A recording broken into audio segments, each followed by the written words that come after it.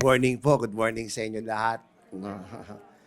At sana po maging masaya tayo ngayong umagang ito. Ang gagawin ko po ay hindi lang po ako mag-share, no? Hindi lang po ako ang magtutok. Hindi ang gagawin natin interactive. Mag-share din po kayo para in the spirit of synodality. Okay po ba yun? So ang gagawin natin ay siguro napakahirap nitong auditorium nitong pinasukan natin. Mahirap mag-share, no? Pero ito po yung una kong tanong. Ano po yung karanasan nyo ng pakikiisa sa mga mahihirap at paano kayo binago nito? No? So yung pong gawin natin. Ano ang karanasan nyo ng pakikiisa? Nandito pala si John. Anong karanasan nyo ng pakikiisa sa mga mahihirap? At paano kayo binago nito? At anong simbahan ang pangarap nyo para sa mga mahihirap? Okay po ba? So, okay po. So, Magandang umaga po sa lahat. Kami po ay galing sa National Shrine of Our Lady of the Abandoned. Mga kasama ko po ay nasa Execom, heads ng ministries and PPC moderator. So yung mga karanasan po ay isa yung pag-participate, meron kaming soup kitchen at yung isa namin kasama ay parang hindi siya maka-involve. Gusto niya tumulong pero hindi ma-involve kasi parang walang nag-aaya.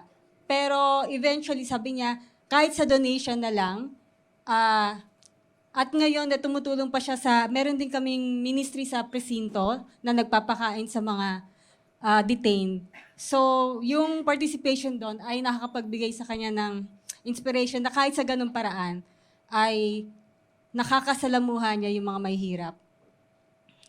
Recently, nagkaroon ng demolition sa amin sa 2 barangays na medyo masalimuot talaga yung proseso kaya hindi na rin talaga nakapag-intervene ng simbahan. Umabot na lang sa may 5-day notice at dinemolish talaga. At yung isang kasama namin ay isa sa mga na-demolish. Kasama namin ngayon dito. Ang pakiramdam niya ay, although syempre napakahirap na ma-demolish ka sa lugar niyo na for more than 20 years, 60. Oo. 60, tama, mami. No? 60. Kaya yung proseso ay gano'n, masalimot kasi biglaan. Nagpapasalamat pa rin siya na siya ay may nalipatan. Pero yung mga kapitbahay niya na nakasama niya, kasabay lumaki, na nandun pa rin sa kalsada ngayon, ay napakapait kasi kasama mo sila eh. Pero yun yung, ang pangarap po ay sana, challenge sa amin, paano pa makakatugon ang simbahan. At the same time, na hindi lang pagbibigay sa mga mahihirap, kundi sila mismo ay magkaroon din ng boses, especially dun sa issue namin, medyo napaghalo-halo ko na, sa demolition ay magkaroon pa rin ng pag-asa ng boses, in general, ang mga mahihirap sa ganong issue. Although, may nakita rin kaming hope, kasi meron dong ilang servers na kahit kailangan na nila lumipat sa malayong lugar, nagsasabi pa rin na pag weekends, babalik kami kasi magsaserve pa rin kami. At yung naramdaman, nagkaroon kami ng misa doon sa barangay, na-appreciate nila yon, nagpakain, kasi at that time, yun na lang ang kayang gawin ng simbahan eh, kasi na-demolish talaga. Ano pa?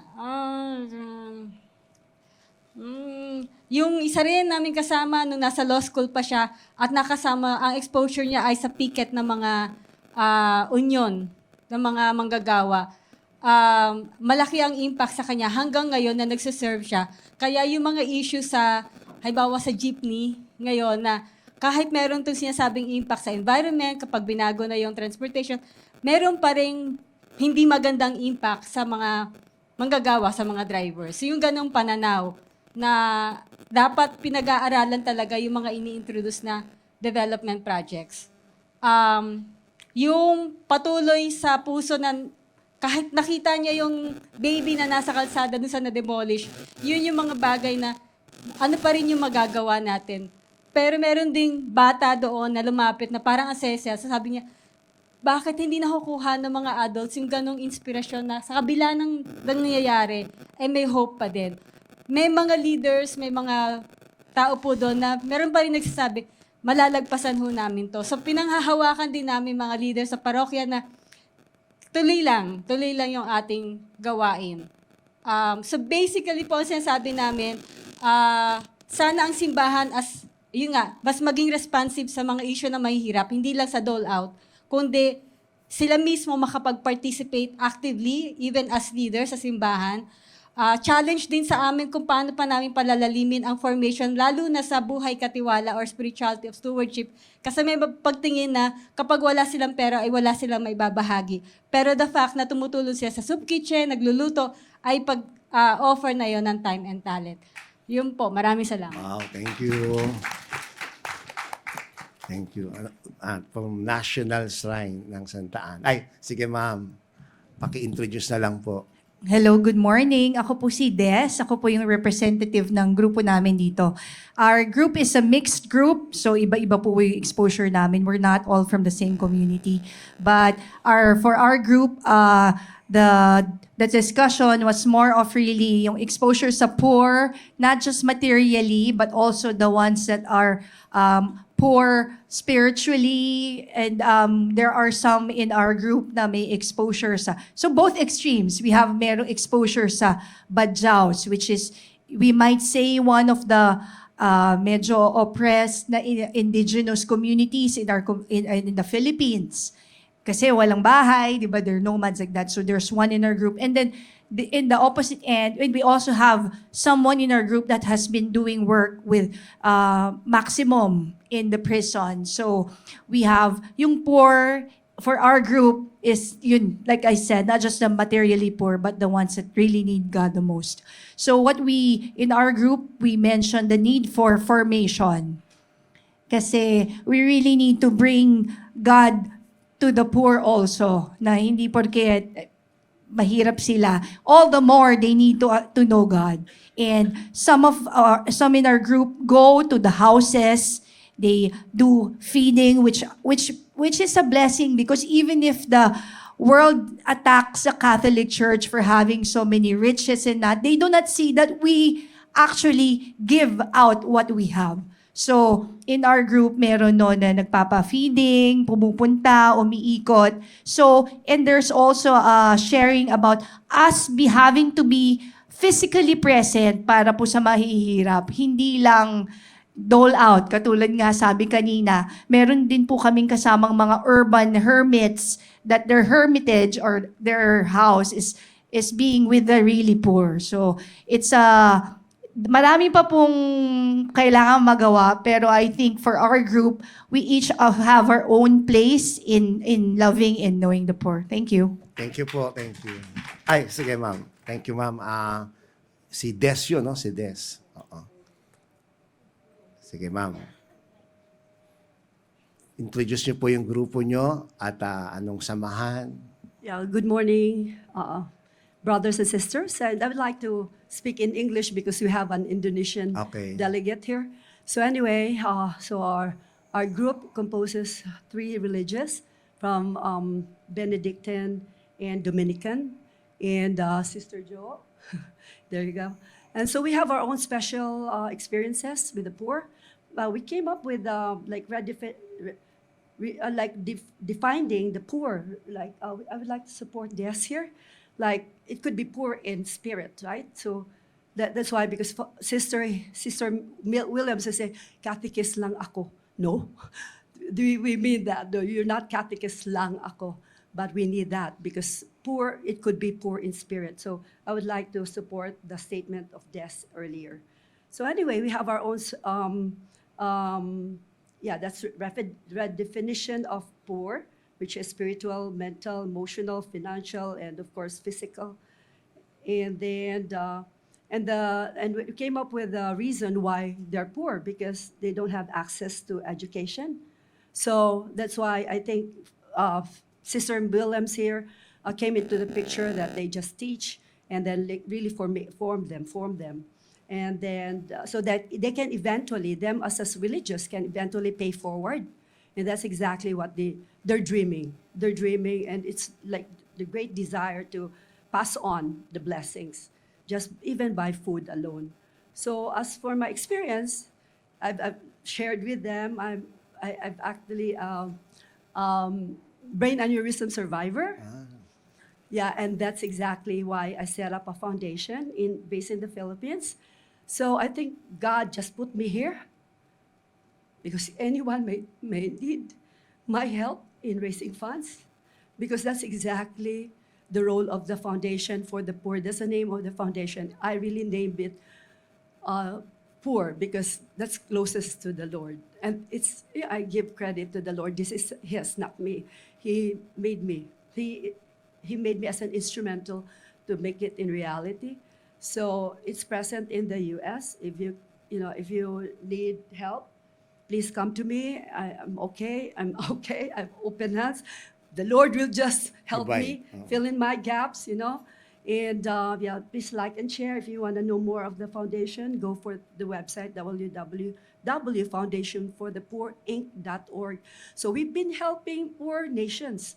We're helping India, Nigeria, Kenya, and Moldova. I don't know if you're familiar with Moldova. Moldova is the poorest nation in Europe. So we're taking care of the refugees coming from Ukraine. They opened the borders and helped them.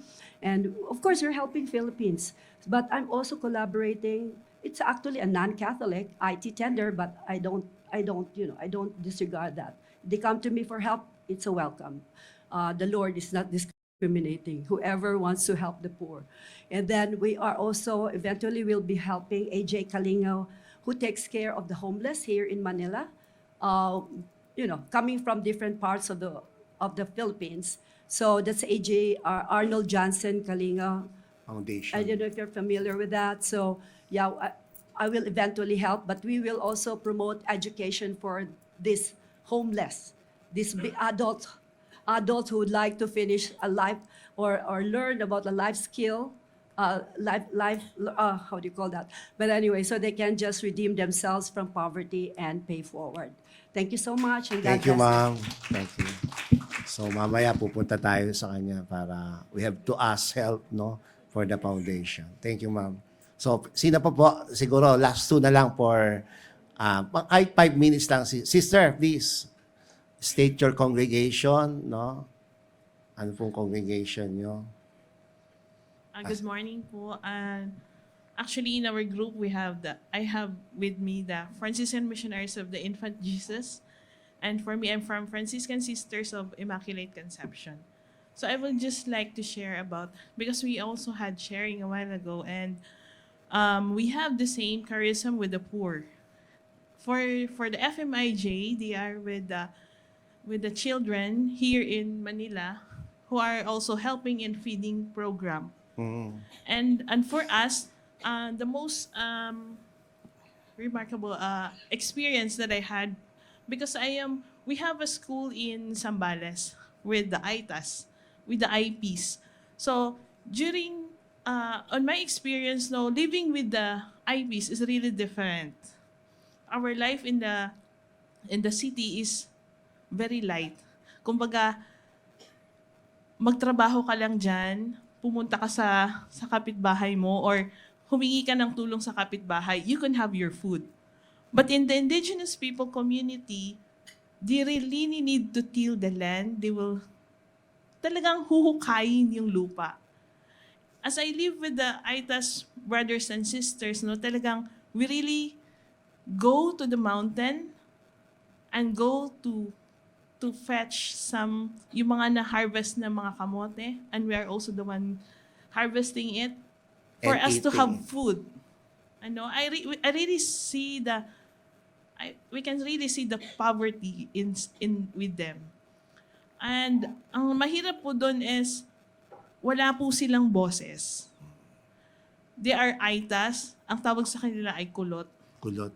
Pagka po nasa syudad sila o nasa isang bayan sila, binubuli po sila. They're being bullied by the people who don't understand their situation in the mountain. So, these people are the people that we are also helping. We are giving them education because we also have the St. Francis Learning Center and we are catering for this ITAS. We did it because if they're mixed with the UNAT, which is in the city, yung mga nasa syudad, ang tawag po sa kanila ay UNAT. Pagka yung mga ITA ay kulot. Pagka po nasa normal school sila, there was a time na talagang binuli yung estudyante po at talagang tinutukan ng lapis. Talagang ginanon. So yung mga sisters, we really did something to help these children. So helping them and put up a school. So in this way, because they don't have the voice, they don't have the strength, they don't have anything. So we are the one to approach, to go with them, to join with them, to help them. Because they only know is to plant, to till the land for their food. But in the long run, we are so thankful for all the people who are generous enough to share their wealth, whatever they have, no? And nakakataba ng puso na makikita mo yung mga estudyante mo na Tapos na. nakakatapos na sila. And they also helping one another. But still, marami pa rin pong, hindi lang yung mga ita ang kailangan i-educate, pero tayo din. Kasi they need our help. And yun din, yun din po yung laging sinasabi namin na hindi sila kakaiba. We are all brothers and sisters in Christ. And siguro po dahil sa tagal na rin ng school na naging open na, we also have a connection with the parish. So they are also supporting us, and we are also thank God for the supporting bishop that we have in Zambales, who are also helping. But still, kulang pa po. Kailangan pa rin talagang i-educate. Hindi lang sila, kundi tayo din. To spread yung equality. Sa totoo lang po, sa tingin kasi nila, napakababa nila. Dahil kakaiba sila. Yun yung sa kanila. Pero yung sa atin, na dapat palawakin natin yung pag-iisip na hindi po ganun. At kailangan natin silang tulungan na maiahon din yung buhay. And ang nakakalungkot din ay yung kanilang mga ancestral lands na kinukuha po ng mga malalaking kumpanya. And yun din po yung pinagtatanggol namin at talagang tinataguyin na kailangang hindi nila tumakuha. Thank you, sister. Thank you. Thank you. Thank you, sister. Thank you. Buti hindi kayo nare-red tag. Di ba? Red tag yan. Ma'am, sandali lang. Tatawagin kayo yung mga nasa dulo. Last na po ito, yung mga nasa dulo. Kailangan tawagin natin yung mga nasa dulo. Kumbaga sa sine, sila yung nasa balcony, no? Tama ba? Balcony o ano? Tama. Hindi na kasi kung ano. Ma'am, ali kayo. Ayan. Siyempre, hindi kayo makakaligtas dahil kasi kayo nakita ko, nasa dulo kayo. Okay, 5 minutes lang, kahit sandali lang para Good morning po sa ating lahat. So, yung grupo po namin ay nako-compose sa 3 catechists from Diocese of Manila, then 3 future catechists from Novaliches, then isa po ay galing pa pong Isabela. Wow, Ayan. Isabela. So, based sa mga naging sharing po namin kanina, kita niyo naman po puro kabataan, yung poorness para sa amin ay hindi nga po katulad ng sinabi ng iba na about material, yung mga pwede nating ibigay, pero yung poorness ng mga tao na pinupuntahan or napupuntahan namin na may hungerness doon sa spiritual life nila. So, para sa amin, yung magiging mission namin is pakinggan sila, listening to them, and walking together kasama sila. Kasi yun naman talaga yung meaning ng synod. So meron kasi sa amin kasi may experience po kami na parang nagdadalaw tahanan talaga kami sa mga bahay-bahay. Then doon ay bawat sulok na pwede namin mapuntahan ay pinupuntahan namin. And doon sa pakikinig namin, nararamdaman nila na kasama nila si Kristo. So yun yung para sa kanila malaking tulong na mapakinggan sila. So yung pangarap namin sa simbahan na para sa mga mahihirap, is maging more generous pa yung simbahan sa kanila. And siguro, one thing na kailangan pa ng simbahan na i-improve, lalo na sa mga nangangailangan talaga ng tulong, is pakinggan sila at maging open pa yung simbahan sa mga karanasan nila sa buhay. Kasi parang minsan kulang sa pakikinig ang simbahan sa mga nasa laylayan. Yun lamang po. Thank you. Salamat, ma'am. Salamat. So ayan, dyan na po nagtatapos. No? Parang yung synthesis po natin dito, yung sinasabi naman, parang lahat naman tayo, mahal yung mga mahihirap, di ba? Hindi naman natin tinatalikuran yung mga mahihirap. Iba't ibang pamamaraan lang yung ginagawa natin. No? Halimbawa po, yung feeding, yung pakikiisa sa urban poor, yung foundation, sa mga indigenous people, yung pakikinig. No? Yung po talagang buhay na buhay yung simbahan natin pagdating sa pakikiisa sa mga mahihirap. At ito pong pakikiisa sa mga mahihirap na ito ay maaring nagpabago sa ating pananaw. Tama po ba? Nagpabago sa ating pananaw. Dati-rati, kung halimbawa hinuhusgahan natin yung mga mahihirap, tamad, hindi pala sila tamad, no? Sila pala yung masipag, no? Wala nga lang opportunities, no? Dati-rati, hinuhusgahan natin sila na walang Diyos. May Diyos pala sila, no? Minsan nga lang, ang gusto natin talaga, yung formal liturgy, dapat magsimba sila, no? Bago tayo mamigay, dapat magsimba muna sila. Dapat, bago tayo magkatisismo, dapat magsimba muna sila. Pero alam nyo, yung mga mahihirap, may pamamaraan sila ng spirituality nila eh. Hindi natin namamalayan, baka malalim pa yung kanilang pananaw sa Diyos eh. Di ba? Baka manalim pa yung kanilang pananaw sa Diyos. Di nga lang sila nagsisimba na madalas na katulad natin na taong simbahan. Pero kung makikita nyo, pagka bumabad na tayo sa kanila, nakipag-usap na tayo sa kanila, yung concept nila sa God, pwede mong isulat sa theology eh. Di ba? Pwede mong isulat, pwede mong pagnilayan yung pananaw nila sa Diyos sapagkat napakalalim nung pananaw nila sa Diyos. Ikaw ba naman yung maghirap at wala kang inaasahan? At ang inaasahan mo lang ay walang iba kundi ang Diyos. Talagang yung pagkapit mo sa Diyos ay malalim. No? Malalim. Kaya ayun po, napakaganda po ng inyong karanasan. At dahil po dyan, tapos na po tayo. Palakpakan po natin. No, palakpakan po natin. Ang bibigay ko lang po sa inyo, yung mga dokumento ng simbahan. Tapos pagnilayan po natin. No? Ito po. Ito po yung PCP2. Siguro pamilyar po kayo ng PCP2. No? Noong 1992, lumikha po ang simbahan ng pastoral plan. No? At buong Pilipinas po ito, Plenary Council of the Philippines. No? At gumawa sila ng vision mission. At pagkatapos, anong pangarap? Anong simbahan ang pangarap nila? Communion, participation, and mission. Di pa dumadating yung synodality na yan. Nandyan na yan. Yan ay yung pangarap ng simbahan ng Pilipinas. At isa sa mga pangarap nila, magkaroon ng isang simbahan. Yung modelo ng simbahan ay walang iba kundi simbahan ng mga mahihirap. No? Church for the poor. No? Church of the poor. Ayan. At the outset, PCP2 clarifies that the vision of the Church of the Poor does not mean a church made up exclusively of the materially poor and that excludes the rich. No? Ang katotohanan naman po talaga sa simbahan, nandun po lahat. No? Wala po tayong ini-exclude sa simbahan. Lahat, niyayakap natin, mayaman, mahirap, no? Ano man ang sitwasyon nila, yayakapin po natin. This expression used by Pope John Paul II does not mean that the church should include only the materially poor and that there is no place in the church for those who are not. For the church must, like her Savior, embrace everyone of every economic crisis or every economic class.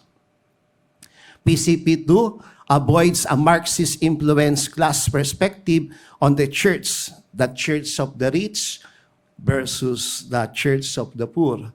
The hierarchical church and the popular church. Yung popular church po, yan po ay naging term sa Latin America, no? In popular church because of the BEC. No? The documents devote 12 paragraphs to show that what it means to be a church of the poor. Siguro, review lang po natin ito and then tignan natin, nasa na ba ang simbahan sa Pilipinas? No? Of course, iba-iba po yung context natin. May Isabela, may Indonesia, may halimbawa, may China, may Korea, no? Halimbawa, sa China, iba po yung pagiging mahirap sa China kasi yung mga estudyante kong mga Chinese, nahihirapan po silang ipakita yung pagiging simbahan nila sapagkat bawal po ang sumamba sa isang open-wide na simbahan, no? Number 1 po, embracing and practicing evangelical poverty. Ito po yung sinasabi ng dokumento, no? It means a church that embraces and practices the evangelical spirit of poverty, which combines detachment from possession with a profound trust in the Lord as the sole source of salvation. While the Lord does not want anyone to be materially poor, He wants all His followers to be poor in spirit. So, ayaw po ng Diyos na tayo maghirap. Tama po ba? Nagkakaisa ho ba tayo doon? Ayaw ng Diyos na may mahirap. Sapagkat malinaw po yan sa Ebanghelyo ni San Juan, no? Chapter 10, verse 10. Naparito ang Diyos para bigyan tayo ng isang buhay na ganap. Ayaw po ng Diyos na tayo naghihirap. Minsan po, yung kalooban ng Diyos na yan, ginagamit natin yan para tumahimik na lang, di ba? May sakit kang cancer, ay kalooban ng Diyos yan. Naghihirap ka, natutulog ka sa kalye, ay kalooban ng Diyos yan, brother, tanggapin mo na lang. No? Pero mga kapatid, kalooban ba talaga ng Diyos na naghihirap tayo? Kalooban ba talaga ng Diyos na walang masilungan yung mga Pilipino? Kalooban ba ng Diyos na talagang maraming internal refugees sa buong mundo? Maraming refugees sa buong mundo na pumupunta sa France, sa Amerika. Kalooban pa talaga ng Diyos yun. Kasi madaling sabihin yung kalooban ng Diyos eh. Sabi po ni the late Joe de Mesa, kapag sinuri mo yung kalooban ng Diyos, no? Kapag dinugtong mo ito sa Filipino term, no? Kalooban. Ano ba ang kalooban ng Diyos, di ba? Yung loob ng Diyos, mabait, mabuti, inclusive, no? Lahat tinatanggap, mapagpatawad, maawain. Yan yung pinakaloob ng Diyos eh. Tama po ba? Yan yung pinakaloob ng Diyos. Kung huhukayin mo yung loob ng Diyos, yun daw yung makikita mong loob ng Diyos.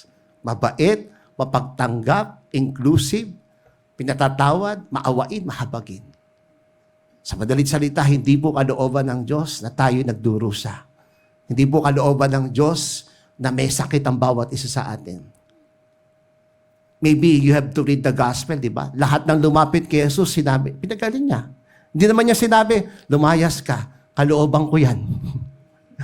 Di ba? Hindi naman niya sinabi, nung lumapit yung isang ketungin, lumayas ka, no? Kalooban ko yung sakit mo. Hindi. Pinagaling niya. Kahit even ito po ay Sabbath day, even bawal pong magpagaling, pinagaling niya. Ayun po, no? So, detachment from possession. Lahat po tayo. Hindi lang yung religious, hindi lang si Ninyo. Lahat po tayo. Nung nakaraan pong 2016, meron pong obispo sa Germany, obispo. Siya po ay tinawag ng Vatican because he is living a luxurious life. Obispo po, hindi pare Obispo. He is living a luxurious life. Kinol po yung kanyang attention. He's a German bishop, no? The Vatican called his attention because he is living a luxurious life, no? He built a palatial homes, no? Miski na nga yung, di ba, nung araw, ang tawag sa bahay ng obispo, palasyo. Ibig sabihin, nakatira sa palasyo? Mayaman. Pero ngayon, nagpapalit na po. Hindi na nila tinatawag na palasyo ng obispo. This time, bishop's house. Yan. Ganda na, di ba? Nag-iba na ng term eh. Kasi nga, even that term, no, nag-iiba. Kasi kapag sinabi mong palasyo, sino mga nakatira dyan? Alam nga naman mga daga ang mga nakatira dyan, di ba? Ang nakatira sa palasyo ay walang iba, kung hindi, mayayaman. No? So, ayun po. Nag-iba na rin ang term. House na. No? Special love for the poor. Mahal natin ang mga mahihirap, mga kapatid, pero gusto natin silang lumaya sa kahirapan nila. The Church of the Poor is one whose members and leaders have a special love for the poor. The Second Vatican Council tells bishops of their obligation to form the faithful in a love of the whole mystical body of church or mystical body of Christ and a special way of the poor, the suffering, and those who are undergoing persecution for the sake of justice. So paano natin niyayakap yung mga mahihirap sa ating parokya? Sabi nga ng kabataan, pinakikinggan na ba ho natin sila? Ngayon dahil kasi yung buzzword ngayon, puro synod, di ba? Lahat ng mapakinggan mong pare, puro synod ang pinag-uusapan. Obispo, synod lahat. Pero luma na po yun eh. Di ba? Yun naman ang inaatas sa atin ng Panginoon. Makinig ka. We have to listen. Kung minsan kasi mga kapatid, nakikinig tayo, pero nakatingin lang tayo sa mata. Pwede ka naman makinig na nakatingin sa mata eh. Minsan naman di talaga tayo nakikinig. Natutulog tayo. Pero mga kapatid, yung pakikinig, lalo na kapag leader ka, di ba? Kapag pari ka, minsan ayaw mo makinig eh. Yung entitlement mentality ba? Yung pagiging macho mo, na ikaw ang boss dito, ikaw ang hari. No, kapag superior ka, ikaw ang hari. Sino bang superior dito? Di, syempre, yung mga tao, kayo po. Wala. Sino bang pari dito? Sino bang paris please? Kayo po. Minsan, nakikinig tayo, pero sa bandang huli, yung gusto pa rin natin ang masusunod. Tama po ba? Kahit hindi ka pare kahit lay leader ka pakikinggan mo yung mga members. Makikinig ka kunwari. Pagkatapos at the end of the day, may agenda ka na. Yung agenda mo na masusunod, hindi mo talaga pinakinggan And then, sasabihin natin, we have to be a listening church. Siguro, ayusin muna natin yung perspective natin kung paano makinig. Kasi mahirap po kapag may agenda ka na kagad Parang ito po ay isang pagiging hipokrito, makikinig ka at pagkatapos, at the end of the day, meron ka palang gustong mangyari. No? Hindi mo talaga pinakinggan. Ang simbahan po dapat nakikinig. Kahit masakit po yung sinasabi ng mga members niya, pakinggan niya. No?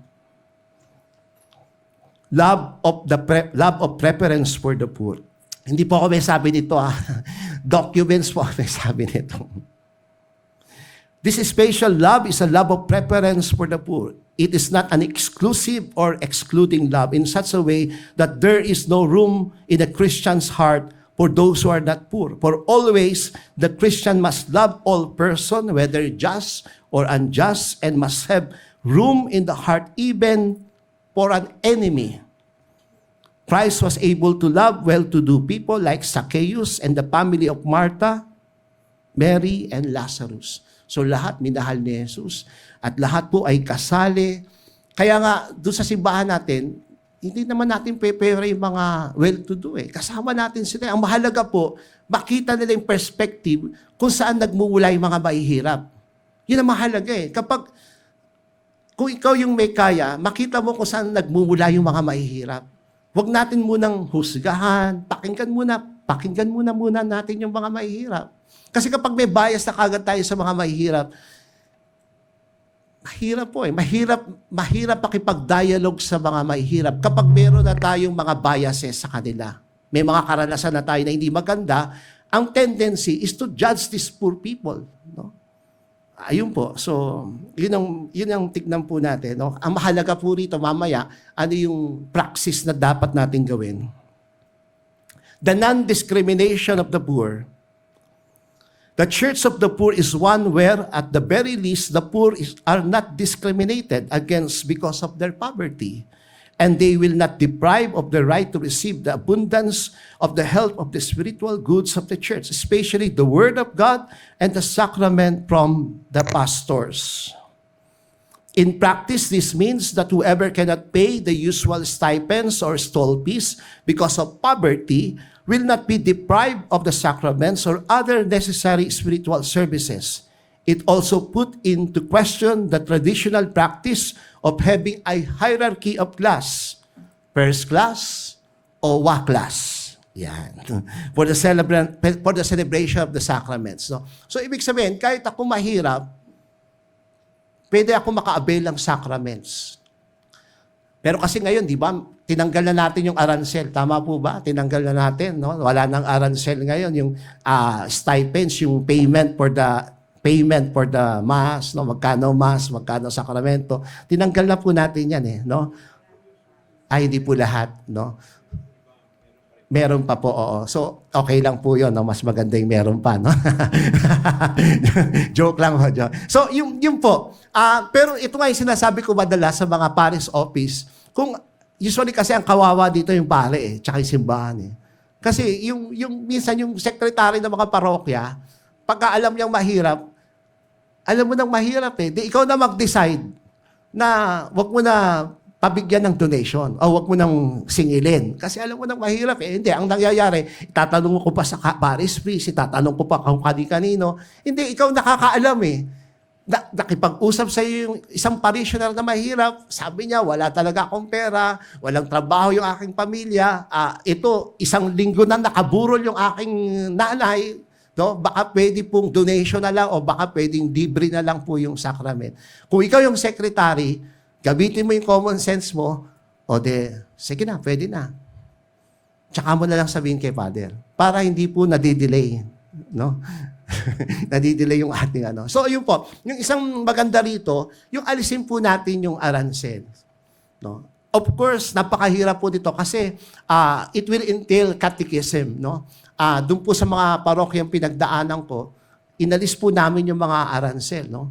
Pero, syempre, catechetical instruction. Kasi dapat meron din po silang ibibigay. No? For instance, tithing. So, we introduce tithing, pero 1 year yung tithing na yun. 1 year yung catechetical instruction. Doon sa isang parokya na dinaanan ko, 1 year, catechetical instruction. At kahit ano pong halaga, binibigay ng mga tao. Ito nga po yung nakakalungkot. Kung sino yung may kaya, kapag nagpabinyag, 20 ibibigay. Kung sino yung mahirap, 200 yung binibigay. Kung sino yung may mga kotse, may video, ano tawag doon? Video. Basta may video siya. No? Minsan, bibigay niya 50. Kakalungkot po yan, di ba? Kakalungkot. So, ayun po. Ginagawa natin bilang simbahan na talagang sikap natin na yung simbahan natin ay maging simbahan para sa lahat. No? Pastor will give preferential attention to the poor. Ibig sabihin, lahat po ng pare, obispo, mga religious, no? The church of the poor will mean that the pastor and the other church leaders will give preferential attention and time to those who are poor and will generate their own resources and in order to alleviate their poverty and make them recognize the love of the Lord for them despite their poverty. Pastors and other church leaders should, by way for instance of pastoral immersion, be directly knowledgeable of the situation of the poor among their flock. So, ano pong ibig sabihin ng lahat ng mga ito? Hindi lang pastors, pati leaders. Alam po natin kung anong kalagayan ng mga mahihirap, pero paano ba natin malalaman ang kalagayan ng mga mahihirap? Di ba, kaisa po tayo sa kanila.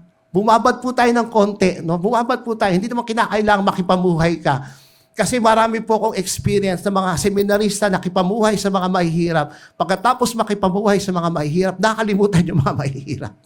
Nakalimutan yung orientation nila. No? Parang sa subject, of course, there will be pastoral immersion. But after the subject, nakalimutan nila yung orientation nila na yung simbahan dapat nakikiisa sa mga mahihirap. No?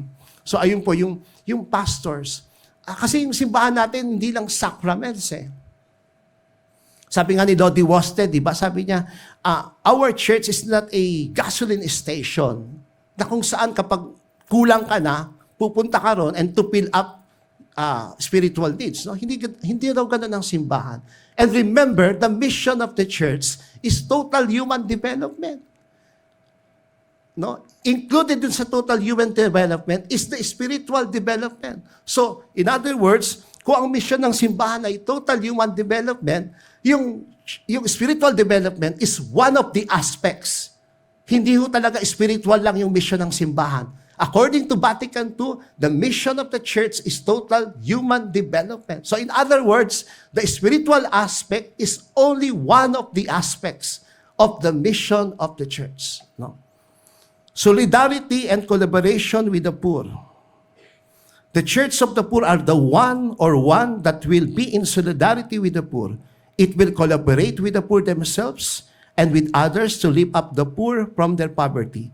The church encompasses with her love all those who are afflicted by human misery, and she recognizes that those who are poor and who suffer the image of her poor and suffering founder. She does all her power to relieve their need in them she strives to serve Christ. Defending and vindicating the right of the poor. The Church of the Poor means that the word of St. John Paul II, before today forms of exploitation of the poor, the Church cannot remain silent. She also reminds the rich of their precise duty. Strong with the words of God, she condemns the mere injustices which unfortunately even today are committed to the detriment of the poor. So, sabi ni John Paul II, matagal niya sinasabi ito, we cannot remain silent. Katulad ng sinabi po ng Santa Ana, dinemolish yung bahay ng mga community, maganda po, nandun ang simbahan. Kahit pa paano, nandun ang simbahan para maramdaman ng mga tao, ay hindi pala kami iniiwan ng simbahan. Okay lang po yung magpakain din. Napakaganda po niyan kasi minsan, clinic-criticize natin, pinupunan natin yung mga dole-outs, no? Pero doon magsisimula eh. Doon magsisimula. Walang bahay, ibig sabihin niya, walang pagkain. Di pakainin natin. No, nasunugan, alangan naman bigyan natin kagad ng bahay. Di, unang gagawin natin dyan, pakainin.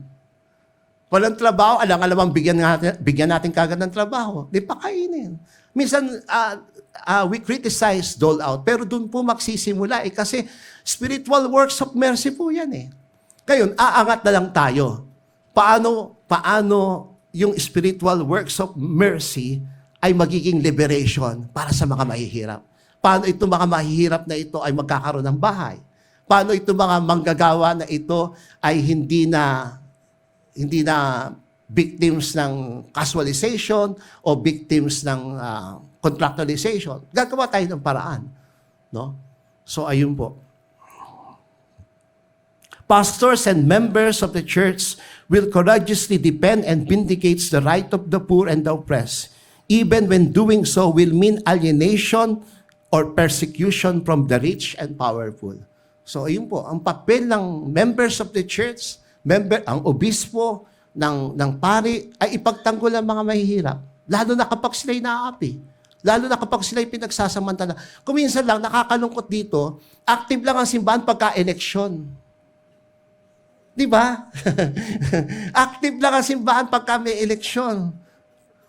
PPCRB, with due respect dun sa aming samahan. PPCRB, tapos ano pa, yung moral choice ng mga pare na kung saan 1,400 ang pumosisyon para sa ating kapatid na lady.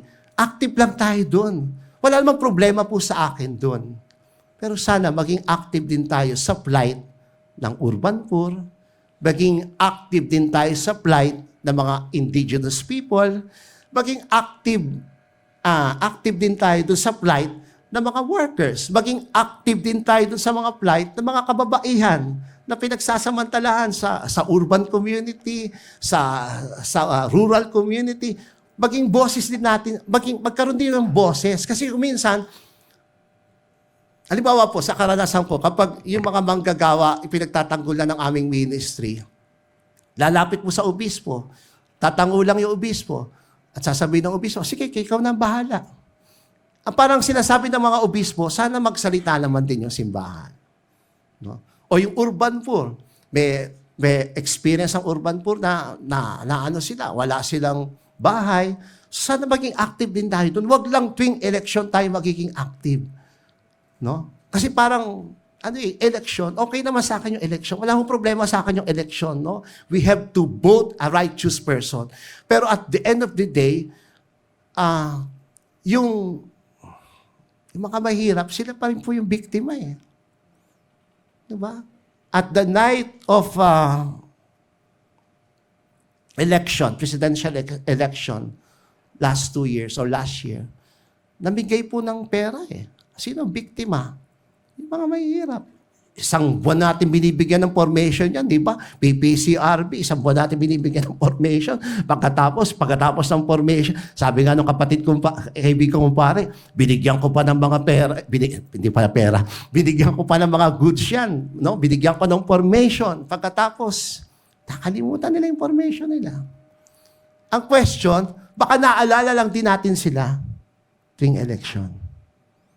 So kailangan, kung tao sa tao, ngayon pa lang, gawin na natin tao sa tao. Bumisita tayo sa mga mahihirap. Huwag lang tuwing eleksyon. Di ba? Huwag lang tuwing eleksyon. Tao sa tao ang ating kampanya o tao sa tao rin. Kasi maganda po pagka binibisita natin yung mga dukha o kahit hindi dukha. Kasi nararamdaman nila, di ba? Uy, nandito pala yung simbahan. So in other words, mga kapatid, ang ibig ko sabihin, kapag may issue yung mga basic sectors natin, pag-aralan natin through Catholic social teaching. At pagkatapos natin mapag-aralan through Catholic social teaching from the gospel, magkaroon tayo ng posisyon. Hindi mo natin pag-aaralan yan through KMU, di ba? Hindi natin pag-aaralan yan through KMU, through partido ng manggagawa. Hindi. Bilang isang Katoliko, kapag merong mga issue ang basic sectors ng lipunan, the urban poor, the labor, the farmers, the IP, the indigenous people, pag-aralan natin to through Catholic social teaching. And then after reflecting the Catholic social teaching, gumawa tayo ng posisyon as a church. Hindi pwede yung invite ng speaker, pros and cons ng ganitong posisyon. No. Ang mahalaga po, may documents ng simbahan. Pag-aralan natin yung documents ng simbahan. The Catholic social teaching. Ito pong sinasabi ko sa inyo, this is not mine. Ito po ay from the Catholic social teaching, from the PCP to documents. So in other words, para tayo makapagdilay at pumosisyon para sa basic sector ng mga lipunan, we have to study Catholic social teaching. Nandun po yung yaman. Nandun po nagsasalita ang simbahan through Catholic social teaching. The poor as evangelized and evangelizers. The church of the poor will also mean that the church will not only evangelize the poor, but that the poor in the church will themselves become evangelizers. Pastors and leaders will learn to be with, work with, and learn from the poor. A church of the poor will not only render preferential service to the poor, but will practice preferential reliance on the poor in the work of evangelization. Katulad po ng sinabi ko kanina, paano kayo binago ng mga mahihirap? Paano kayo evangelize ng mga mahihirap? Kuminsan, di ba, ang yabang-yabang natin, pare, obispo, lahat tayo mayabang. I-evangelize ko yung mga mahihirap. Kailangan makinig sila sa akin. Pero marami pong pagkakataon na binago tayo ng mga mahihirap. In-evangelize tayo ng mga mahihirap. Yun po kung tayo nakikipag-usap sa mga mahihirap. Ngayon, kung hindi ka nakikipag-usap sa mga mahihirap, talagang walang magbabago. Hindi tayo babaguhin itong mga ito.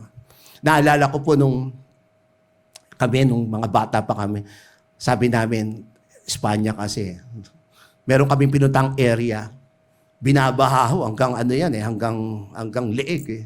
Dahil sabi nung kaklase ko, sa amin din binabaha eh. Biglang nagsalita yung nanay, no? Sabi nung nanay, sa inyo binabaha. Tama naman, binabaha kayo, brother. No? Father, binabaha kayo. Pero kapag binaha kayo, makakakain pa kayo. Maganda pa yung higaan ninyo.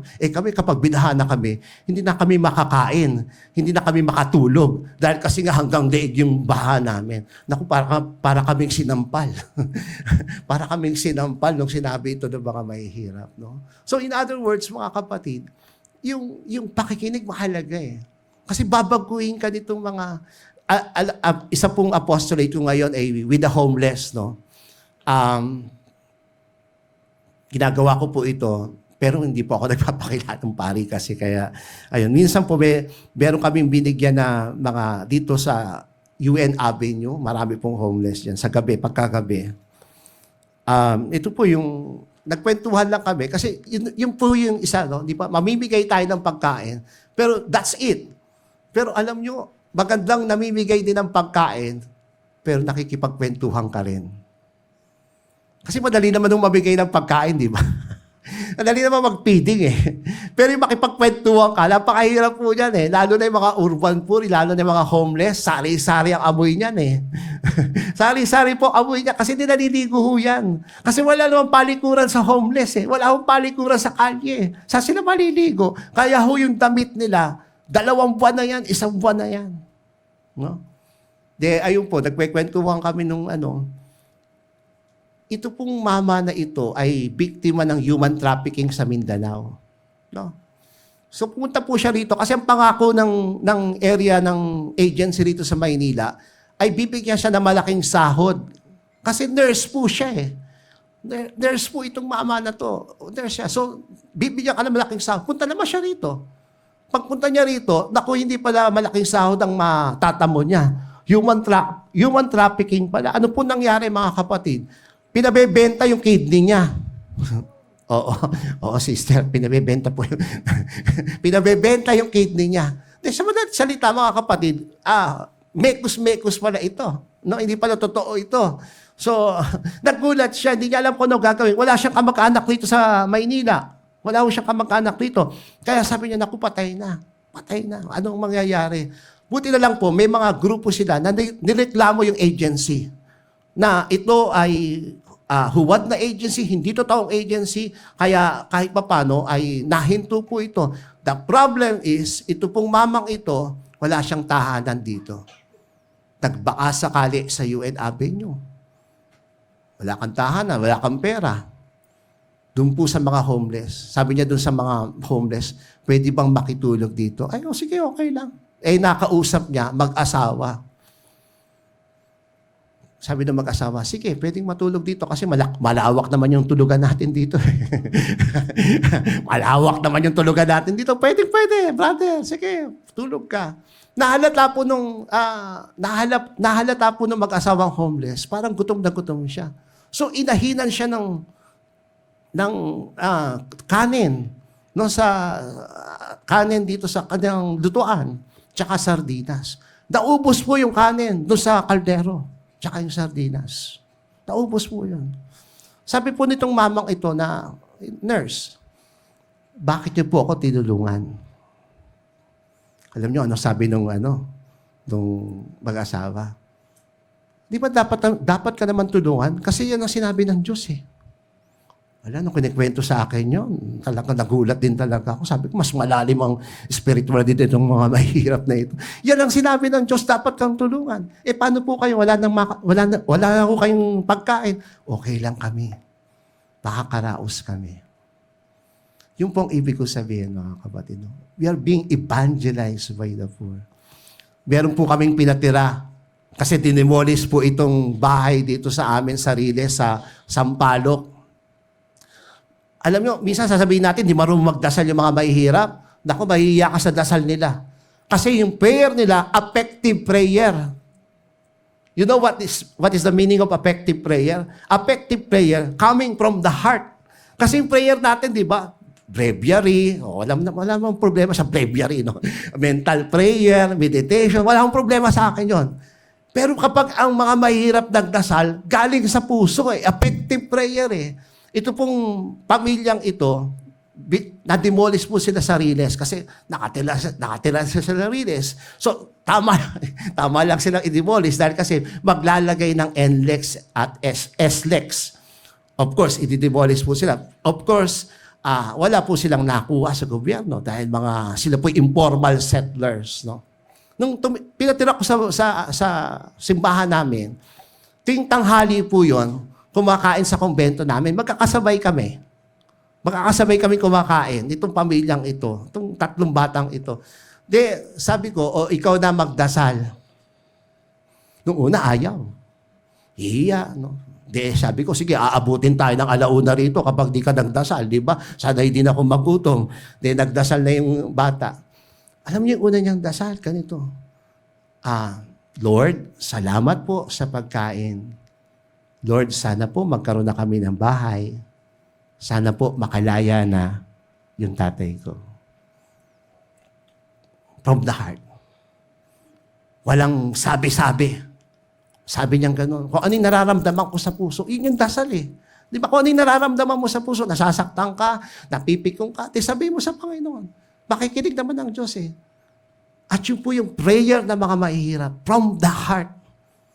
Hindi ko naman sinasabing alisin nyo na yung mga breviary nyo. Ha? Hindi ko naman sinasabing alisin nyo na yung mga universalis na nakatatak dyan sa inyong computer. Hindi ko sinasabing ganon, mga kapatid.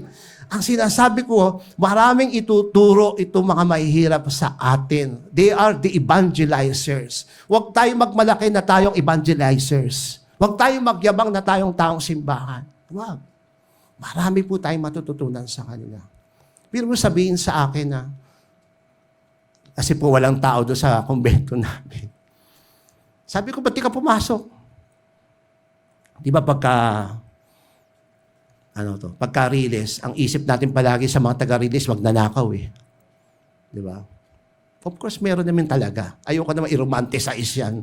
Ayoko naman i-romanticize at bigyan kayo ng pulse of na walang magnanakaw dyan. May magnanakaw. May mga tirador talaga. Kaya nga nahuli. Di ba? So, ayun. So, sabi nito batang ito, sabi ko, ba't di ka pumasok?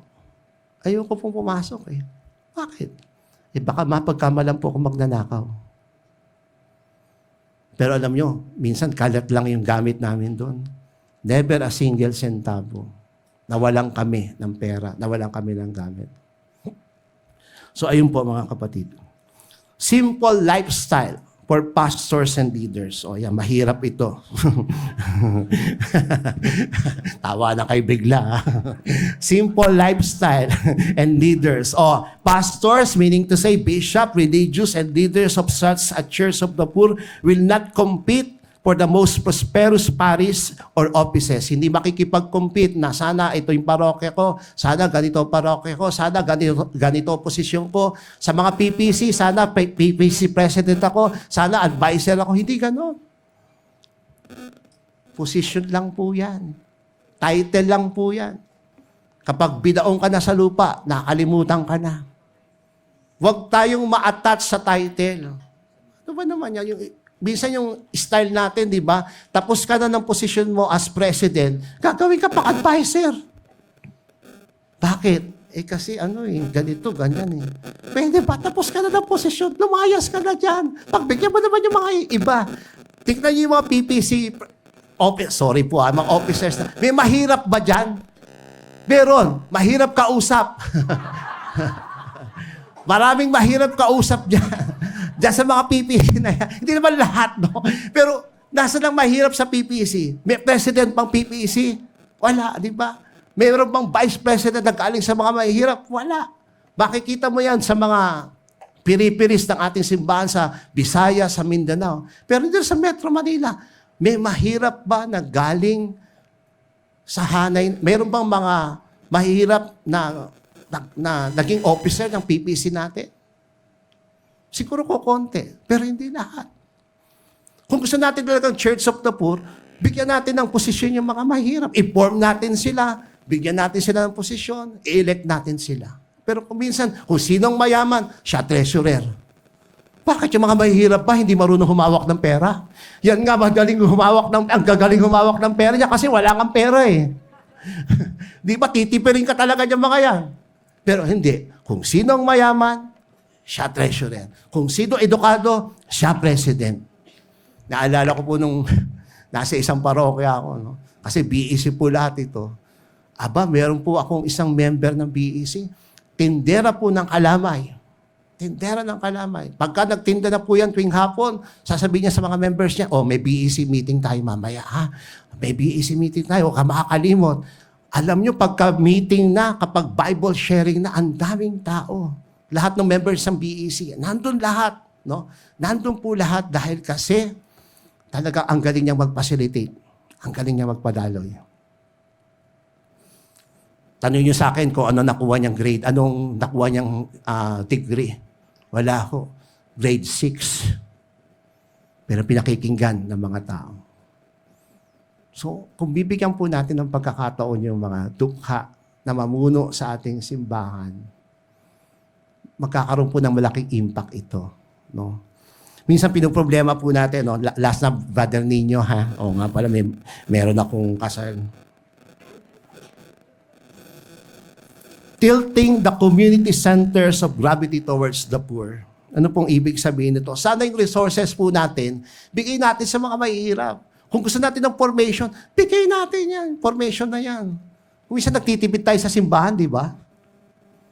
Yung Christmas gift giving na yan. Akala mo, simbahan na nagbigay. Hindi pala simbahan na nagbigay. Mga tao rin na nagbigay. Di ba? Hindi nyo malapasin yun, mga mami, mga dati, mga kuya, mga ate. No, pagdating ng December 16, 17, no, bago magsimbang gabi, yayayain natin yung mga tao. Munito, munita. Okay, magdadalahan yung mga parisyon na ng mga goods, no. Ang tanong ko dyan, ano binigay ng parokya? May nilabas ba na pera yung parokya? Ay, wala po. Eh ano ka? Tapos sasabihin mo, ang parokya nagbigay. Di ba mas maganda tao nagbigay? Hindi yung parokya. Yung parokya takapagdaloy lang. Pero kung mo sasabihin, yung parokya nagbigay kasi wala man talagang binigay yung parokya. Ni Singkong Duleng, wala siyang binigay. Hindi, sample lang naman yun. Ikaw naman, naapektuhan ka naman kagad. Ate, sample lang. Sample lang, te. Batay sa karanasan. Batay sa karanasan. Walang pwedeng kumontra dito. Batay sa karanasan. So, ganun po minsan nangyayari. Tama?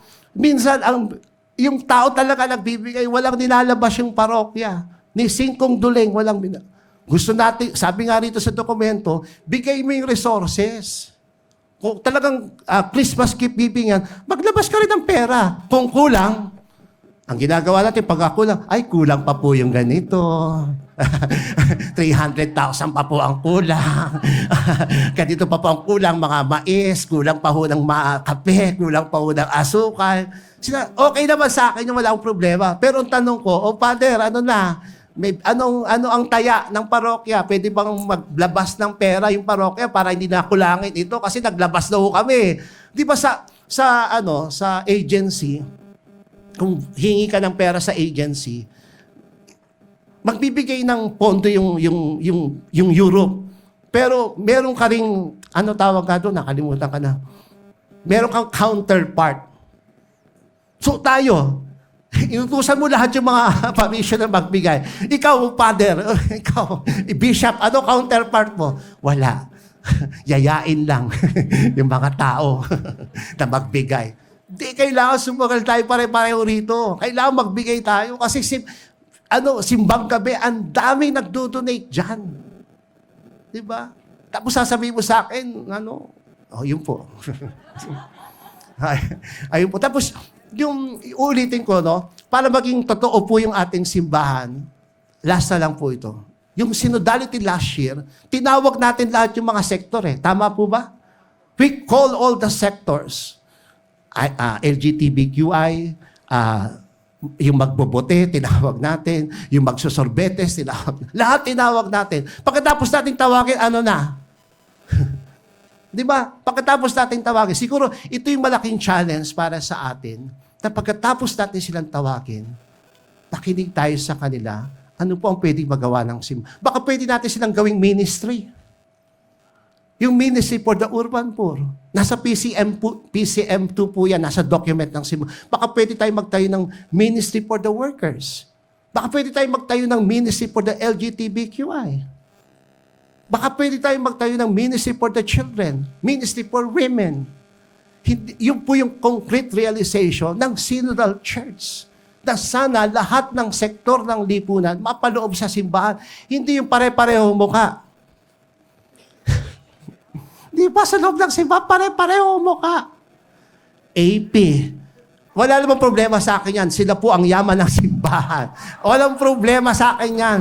But pagka nag-outing kayo, makikita mo outing, pare-pareho eh. Sila pa rin eh.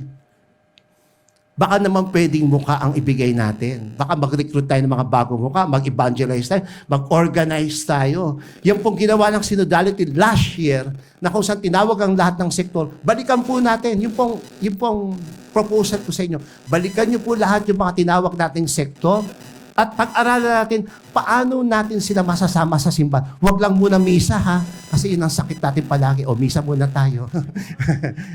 Baka pwedeng makipag-usap muna, makipagpalagayan muna ng loob bago natin sabihin yung misa. Kasi kapag hindi palagay ang loob ko sa'yo, di ba ganda naman talaga organizing? Makipagpalagayan loob muna ako sa'yo. Makikipagkaibigan muna ako sa'yo. Tandaan po natin, sa simbahan natin, walang master, walang servant. We are all servants. Pero ang reality, may master talaga. May nagma-master. Mahirap yan, may isa na nga master, may hari na nga, tapos may naghahari-harian pa eh. Di ba? We are not masters. Hindi ho tayo mga naghahari-harian dito sa simbahang ito. Lahat po tayo katulong lang. Pero nakakalungkot, kung minsan, sad to say, may mga naghahari-harian. Mahirap po kapag may naghahari-harian, ito po ang hadlang sa Synodal Church. No? O, ayan na muna po. Siguro, mahaba ito, pero sabi nga sa akin ni Ninyo, ay pwede na tayong kasi dumaan naman po tayo sa process. Last na lang po, paano kaya tayo, pagkatapos itong ating dialogue, reflection, paano kaya tayo magiging simbahan ng mga dukha? Ano yung pangarap nyo sa simbahan? Ano po yung resolution nyo ngayong tanghaling ito? Alam nyo, dapat magkaroon tayo ng resolution. Individual resolution. Ano yung pwede nyo gawin pagkatapos itong option for the poor na ito? Baka pwede po tayong nag-share bago matapos. After the sharing, after the talk, yung synthesis, after listening do sa documents ng simbahan, ano po yung pwede natin gawin as a church, no? As a church. Paano natin mapapalawak yung pakikiisa natin sa mga mahihirap? Ano po yung pwedeng resolution natin? You can go to the mic, no? Pwede naman po. Maginaw lang dito, no, Brother Daniel, no, talagang nanginginig na yung mga yung kalamnan ko nanginginig na. Hindi mo naman sinabing dapat magdala lang ng jacket dito. Diyos ko. Nanginginig na yung buong kalamnan ko rito eh. Oo. Ano po yung pwede, sa tingin nyo, doon sa reflection natin, kanina sharing natin, at tapos yung documents po ng PCP2, meron pa po ito eh, pwede nyo kopyahin to, bibigay ko po sa inyo. Ano po yung resolution natin? Ano yung pwede natin gawin? Tandaan nyo po, mahal natin ang mga maralita. Pero gusto natin silang lumaya sa kahirapan. Both from spiritual, material, no? Ito po yung reflection ko eh. Ayoko naman pong Ang mahirap po, kapag nalungkot yan, lulungkot lang yan. Iinom lang ng konti, kwentuhan. Pagka nalungkot tayo, di ba? Ay, depressed ako ngayon. Ano gagawin? Di pupunta na kung mayaman ka, pupunta ka sa doktor, makikipagkita ka, di ba? Mahirap kapag na-depressed, di niya alam yung salitang depressed eh. No? Tapos kapag kailangan niya ng maraming, minsan, talagang dihado po talaga mga mahihirap eh. Minsan, di ba, pagka bigay ng pagkain, naiinis tayo, no? Sasabihin natin, oy, bakit dalawa kinukuha mo? Yung pala, hindi para sa kanya. Para sa iba. No? So, ayun po. Baka may resolution po tayo, mga kapatid, no? Dito sa option for the poor. Paano ang simbahan lalo pang makikiisa sa mga mahihirap? Lahat po tayo, hindi lang yung pare, lahat tayo. Tapos, ano yung pwede natin gawin as individual and as a community of disciples? What shall we do? Alam mo yung isang nakatulong sa akin, dapat malaman mo kung saan ka nagmula eh. Saan ka nagmula? Para makaisa ka sa mahihirap, maunawaan mo mga mahihirap, kailangan malaman mo kung saan ka nagmula. Saan pa ako nagmula? Kung ako yung nagmula sa mahirap na pamilya, lalo kong uunawain yung mga mahirap. Kung ako naman ay nagmula sa isang gitnang class o middle class o kaya higher up talaga, kung talagang gusto kong tumulong sa mga mahihirap, kailangan alamin ko talaga kung saan ako nagmula, unawain ko sila, bumabad ako sa kanila. Kasi may mga tendency po nung 1980s, yung mga seminarista namin, galing sila, nag-immersion po sila, maganda ang kalagayan ng seminaryo, nung bumabalik na sila sa bahay nila, ayaw na nila sa bahay nila. Ayaw nilang matulog sa papag. Kasi saan sila nag-apostolate? Nag-apostolate po sa simbahan. Ano higaan sa simbahan? Malambot. Aircon, ang aircon ng room. So, nung babalik na sa bahay, naku, ayaw nahihirapan ng mag-adjust doon sa bahay. So, ayun po. Alamin natin kung saan tayo nagmula. Meron po ba, bago tayo matapos, baka maganda isulat na lang natin, ipass nyo po kay Brother Nino o kaya kay Brother Daniel, ano yung resolution nyo pagkatapos nito as individual and as community, no? Yung sharing natin. Kasi, wala naman po ito kung wala naman tayong practice, di ba? Of course, yung practice naman, mahal yun talaga. Through apostolate, through ministry, mahal yung mga mahihirap. Pero as an individual And as community, ano po ang ating resolution? Ay, brother, salamat po.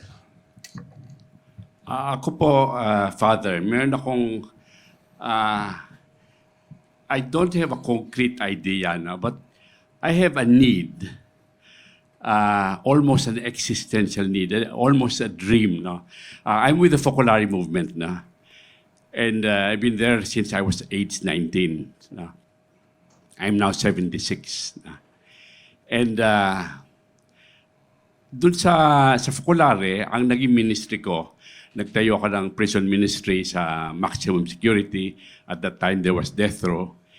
So for a long while, I was with the death row inmates, with the people who have committed heinous crimes. Then I was involved in the drug addicts. So we have an affiliated organization called Fazenda dos Esperanza in Masbate. No? Pero doon ako napadpad. No? But since being a child, I had always had a dream. I was always asking myself, and up to now, this dream has not yet found a channel, an answer. It's still there, maybe under the radar, but it's always been there. No? And it is this dream. I've always asked myself, there really should be no poor. No? Because even the poor, if they want to get out of poverty, except of course if they are old and infirm and disabled, no? Pero even the poor who are beggars, no? who are willing to work in the sense of spending hours in the hot sun, going from car to car, begging, it's a form of work, di ba? They are also spending energy, resource, time in order to feed themselves. Now, if they're not doing this for themselves, but working for a syndicate of beggars, they're still doing this as work because somehow they will get a portion of the proceeds of their work. Pero my question, even as a child, no, I was also always asking myself, that person who is begging, that person who is on the street, homeless, no, and who seems fit for work, why is he unable to get out of poverty? And so, growing up, I always had a dream na one day I will be rich. Na? And anybody who comes to me, I will tell him, you're begging for money, but I'm not going to give you money. I'm going to give you an opportunity to earn money. No? You know the saying, no? Don't give them a fish, teach them how to fish. No? So that was always at the back of my mind. No? And then I worked, I got in a comfortable job. I worked for 11 years in Indonesia as an expatriate. No? So, in a sense, I lived also the other side of life, where I had means, I had some portion of a life of luxury. But the dream was always this, no? Is there a way where I can tell someone, you want to work? I will find a way to make you productive. Is there a way, I don't know if it's an NGO, it is a movement where people who have the means, whether they have money, they have resources, they have contacts, they have enterprises which can give them work, where anybody who comes to me for work, I will tell them, look, you are fit enough to work. You're going around car to car, spending hours. I will give you a chance to work. But right now, there is no way that you can get somebody off the street who is poor, who is a beggar, to give him work. But what if there was a place where they could magtanim ng kamote? Or we can hire them as professional toilet cleaners, no? Or, buildings which are run down, we can get them to work And that has always been at the back of my mind. No? Is there a way where the community, with people with different resources and skills and talents and available financial resources, could band it together so that anybody who says, I am begging, but I would like to be able to work, but I have no skills. I have no college degree. I have no people who will refer me. I am an ex-prisoner. I am an ex-convict. No? How can I lift myself out of my present condition? Now, is there an answer to this dream that I have? What can we form so that nobody will be poor? Only he is poor because no one will help him to get himself out of poverty. Thank you. Thank you po, thank you. Maganda po yung sinabi ni brother, no? That is the dream of God, no? There will be no poor among you. That is stated in Act of Apostles, and then number 2, Deuteronomy, Old Testament.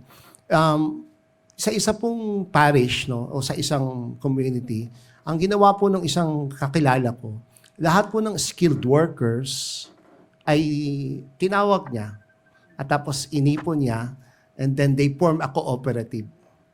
At yun po, nagtayo sila ng cooperative of skilled workers. So ito po, siyempre wala po silang trabaho. So they create jobs, no, for these skilled workers.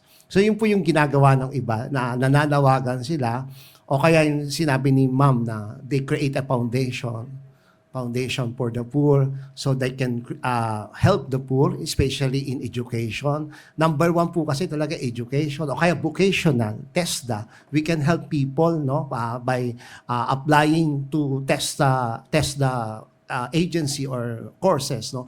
Pero yung iba po talaga, yung may mga skilled workers po tayo, ang ginawa po nitong kakilala ko, tinipon niya lahat, kasi mayaman din po siya, tinipon niya lahat at they create a cooperative. And then, ito po, successful na sila ngayon. So, maybe yung dream nyo mapupulfilled. Ayun po, yun po yung ginawa ng kaibigan. Yung binanggit po kanina, Arnold Janssen Foundation. Yes, ma'am. They handle homeless. They perfected the module, the program. Okay. Kasi they enroll the homeless to us. Yes. So they can have That's right. No, ALS also. Yung mga hindi rin po nakapag-aral, sir, pwede natin dalhin sila sa ALS. And then, ma-accelerate. Of course, kailangan ipasa po nila. And then after that, pwede po silang mag-course. I suggest maganda po yung vocational course kasi madali sila makapag-abroad pagka sa TESDA po. No?